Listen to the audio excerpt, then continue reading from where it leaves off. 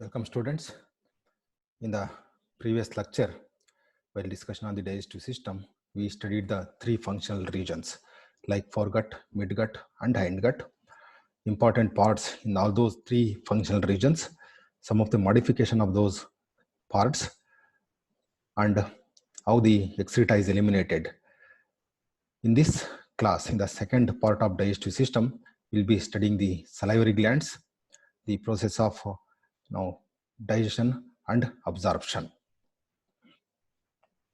So these salivary glands are the modified labial glands and are located adjacent to the foregut region. So previously we knew that the midgut is the major region where the process of digestion and absorption takes place. In addition to midgut, salivary glands also involved in the process of digestion. So they are located in adjacent to the foregut region. So this is the generalized structure of salivary glands, which consists of a pair of grape-like, sac-like extensions, and their secretions are stored in reservoirs. So their secretions are moved through their duct, and then the secretions of both the glands are moved down through the common salivary duct. So usually the secretions opens to the labium near the hypopharynx. So this is a generalized structure, and this type of salivary glands are also called acinous salivary glands because of these leaf-like or sac-like expansions, which also called grape-like expansions. And this type is found in cockroach or grasshoppers. Whereas in some other insects like Lepidoptera, Diptera, and Cypanoptera, these glands are tube-like. Hence, those salivary glands are called tubular salivary glands. So that means there are two types of salivary glands. So coming to the modification in a digestive system. So in a generalized insect, yesterday we were studying the general structure of the foregut, midgut or hindgut. But you can see here, there are a lot of variation. Each species has got different digestive system. So that means the structure of digestive system depends on the type of food habit. So, but no, we are not going to discuss the modification of all those digestive system in different group of insects. But one important modification which found in some homopteran insects like aphids, scales, mealybugs and all, which secretes the honeydew in the form of droplets for which ants are attracted. So in order to understand the structure of this modification, we need to know the general structure which we studied in the previous class. So this is the general structure which we studied. So you can see here, so this is the anterior part of midgut, middle part of midgut, and this is the posterior part of midgut, right? So there are malpighian tubules at the junction of foregut, at the junction of midgut and hindgut. So this part is the anterior part of hindgut. So if you know this much, it's very easy to understand the modification in digestive system in homopteran insects. So these three parts of ventriculus are the midgut. So can be named as V1, ventriculus 1, ventriculus 2, and ventriculus 3. V1, V2, and V3. So if you know this much, it's very easy to understand. So this is found in a generalized insect. But what is that modification which is found in homopteran insects? So here you can see here this V1 is the anterior part of midgut, which is swollen, right? Which is swollen, whereas the V2 is comparatively swollen, but it does not holds any other parts, and it is extended as posterior part of midgut. So this large region is actually the posterior region of the midgut, which is V3. So this swollen region of anterior midgut holds the part of V3, okay, part of posterior part of midgut, and also anterior part of hindgut, including malpighian tubules. So why this modification? So in fact, these insects, aphids, scales, mealybugs and all, they secrete, takes a lot of plant sap. They suck the plant sap. So this plant sap contain lot of water and very little concentration of nutrients. So through the foregut it enters, the plant sap enters. So once it enters, so it has to go to midgut region for digestion. But what happens if it enters to the midgut? The salivary and the digestive enzymes released into the midgut region are not sufficient to absorb all the nutrients which are present in the midgut region, which enters through the plant sap. So what it does is actually in the anterior part of midgut itself, the water which enters into the midgut region will be removed so that only the nutrients, large quantity of nutrients enters into the midgut, so that larger part of midgut is available for digestion and successful absorption. So this is the this acts as a short circuit for the water elimination, so that what will be absorbed in the hind part of midgut and also the anterior part of hindgut, so that large part of midgut is is useful for the successful digestion and absorption of nutrients. That is the modification which we found in case of homopteran insects. So water present in the food passes directly to the hindgut by osmosis, that is less concentration to the high concentration, thereby reducing the flow to the entire region of midgut, so that in a simple words, it actually bypasses the most part of midgut. Okay, so this increases the digestion and wastage of nutrient is avoided in fact.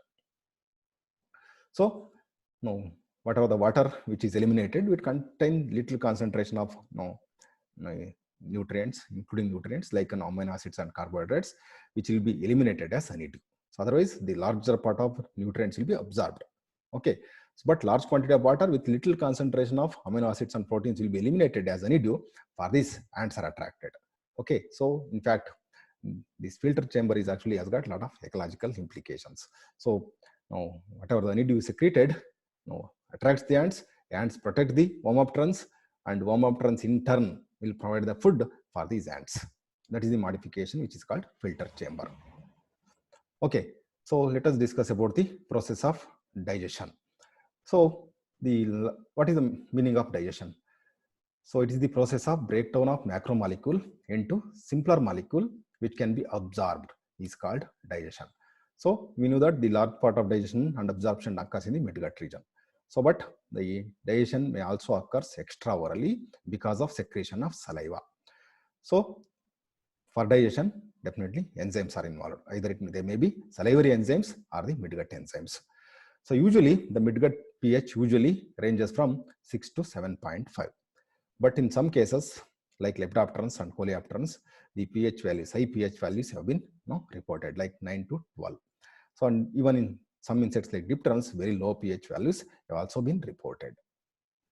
So that means in digestion occurs at two parts. One is salivary glands, another is midgut.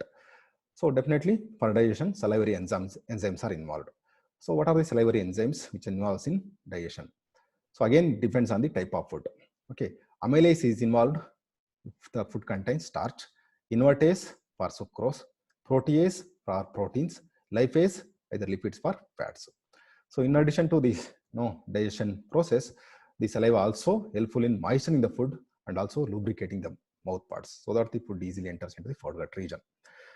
And it also adds flavor to the gustatory receptors so that food will have some taste. But in some insects, saliva also performs different functions. Like in case of plant bug, saliva contains pectinase enzymes which helpful in digestion of plant tissues. So as the mouth part is directly injected into the plant tissues, the salivary enzymes are released in the plant tissues where extraoral digestion takes place and they takes the food. But that is possible, that is because of pectinase enzyme, so that the digestion takes place in the plant part itself. Whereas in case of leafhopper, the enzyme, the salivary enzymes contain lipases and proteases, which is actually toxic to plant. And as a result of that, necrotic symptoms occurs on the plant, which is called phytotoxemia. So you might have seen some of the plants showing the brownish discoloration wherever these leafhopper feeds. Whereas in case of gall midges, when the maggots are feeding, the saliva contains indoleacetic acid. They release the indoleacetic acid in the site of feeding. As a result, cell multiplication takes place that leads to this type of gall formation, which occurs in various crops, including mango. You might have seen this type of symptoms on the mango leaves. Whereas in case of larval Lepidoptera, Lepidopteran larvae, so the salivary gland secretes silk, which actually in fact acts as a covering, or it acts as a cocoon which protects the pupa. So that is the various other functions performed by the salivary glands. So coming to the second junction where the digestion takes place is the midgut, which is also called intestinal digestion. So the type of enzymes released depends on the type of food. If the food is rich in proteins, so proteases or peptidases are involved. So generally two types of peptidases are there, exopeptidases and endopeptidases. Exopeptidases are those which attacks the terminal amino acid from the molecule, whereas the endopeptidases are those which attacks within the molecule. So if the food is rich in keratin, keratinase will be there. Keratin is actually rich in wood, wool, feather and all. If the food is rich in carbohydrate, carbohydrates are involved. So usually the polysaccharides and disaccharides has to be converted into monosaccharides for absorption purpose. That's why the polysaccharides and disaccharides needs digestion. So if it is starch, okay, so alpha amylase is involved, which will be converted into dextrin. Again, through the action of alpha amylase, it will be converted into glucose. If it is cellulose, cellulase enzyme is involved. If it is disaccharide, alpha glucosidase is involved, like sucrose and maltose are converted into glucose, and then it will be absorbed. If the food is rich in lipids, so lipids are usually absorbed in the form of triglycerides. So for this, lipases and esterases are involved. So lipase usually acts on the glycerides of long chain fatty acids, whereas the esterases acts on the glycerides of short chain fatty acids, so that the triglycerides will be absorbed. So let us see how the absorption takes place. So absorption may take place in the midgut region itself. So where the digestion occurs, the large part of absorption occurs in the midgut itself. However, partly the unused nutrients will be absorbed in the hindgut as well. So there are two sides of absorption, either in the midgut or partly in the hindgut. So this absorption may be either active process or passive process. So active process means involvement of energy. It depends on the some metabolic process to move the nutrient against its concentration gradient, which requires energy from the ATPase. That means some of the molecules will be moved to the hemocoel through the action of energy, through the involvement of energy.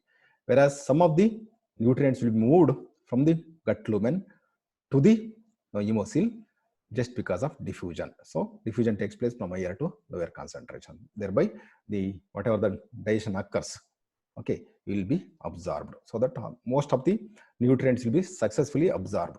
But still, some of the small concentration of nutrients may contain in the excreta. So that will be eliminated as pellets. It may be in the solid or semi-solid or liquid in case of some of the homopterans, like where we were discussing filter chamber and the excretion as honeydew. So that is the process of absorption of nutrients. So as a whole, in the previous lecture and the today's part 2 discussion on the digestive system, we studied the alimentary tract comprising 3 regions: foregut, midgut and hindgut. So foregut and hindgut are ectodermal in origin, whereas the midgut is endodermal in origin. So various parts of these foregut, midgut or hindgut are differently modified in different group of insects. So especially crop is used as temporary reservoir, and proventriculus is modified for grinding the food. Midgut is principal site of digestion and absorption. There are 3 kinds of cells in the midgut.